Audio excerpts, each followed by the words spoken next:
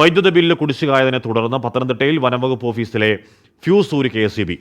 Ranni CFO DFO office ഉൾപ്പെടെയുള്ള ഓഫീസുകളിലേക്കുള്ള വൈദ്യുതിബന്ധമാണ് വിച്ഛേദിച്ചത്. ശ്രീകുമാർ വിവരങ്ങൾ. ശ്രീത്ത്, KSEBക്ക് മൊത്തത്തിലൊരു ഫ്യൂസ് ഊരൽ മൂടാണ് ഇപ്പോൾ.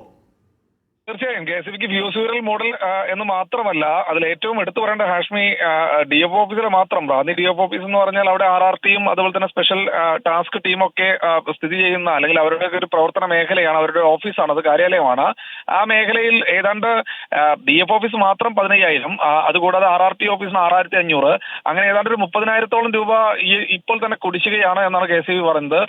തങ്ങൾക്ക് ഈ വേനൽക്കാലത്ത് ഇത്ര കണ്ട് കുടിശ്ശിക സഹിക്കാൻ കഴിയില്ല. കാരണം വൈദ്യുതി അടക്കം പുറത്തുനിന്ന് വാങ്ങുന്നുണ്ട്. സ്വാഭാവികമായി തങ്ങൾക്ക് ഒരുപാട് ചെലവുണ്ട്. അതുകൊണ്ട് തങ്ങൾക്ക് ഫ്യൂസ് ഊരാതെ മറ്റു മാർഗങ്ങളില്ല, എങ്ങനെയെങ്കിലും അടച്ചുകൊള്ളുക എന്നാണ് വനംവകുപ്പിനോട് ഇപ്പോൾ പറഞ്ഞിട്ടുള്ളത്. എന്തായാലും ഇന്ന് ഉച്ചയോടുകൂടിയാണ് ഇത്തരത്തിൽ ഫ്യൂസ് ഊരി കൊണ്ടുപോയിട്ടുള്ളത്.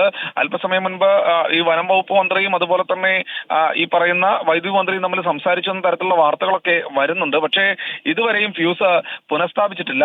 ഏതെങ്കിലും അർത്ഥത്തിൽ ഒരു 10,000 രൂപയെങ്കിലും അടയ്ക്കണം, എങ്കിൽ ഫ്യൂസ് കെട്ടിക്കൊടുക്കാം എന്ന തരത്തിൽ വനം വകുപ്പിനോട് വൈദ്യുതി വകുപ്പ് KSEB അറിയിച്ചിട്ടുണ്ട്. പക്ഷേ ഇതുവരെയും അതിനുള്ള നടപടിയൊന്നും ആയിട്ടില്ല. എന്തായാലും ഇപ്പോഴും ഇരുട്ടിൽ തന്നെയാണ്, കടുത്ത ചൂടാണ്. ശ്രീകുമാരാണ് പത്തനംതിട്ടയിൽ നിന്ന് വിവരങ്ങൾ നൽകിയത്.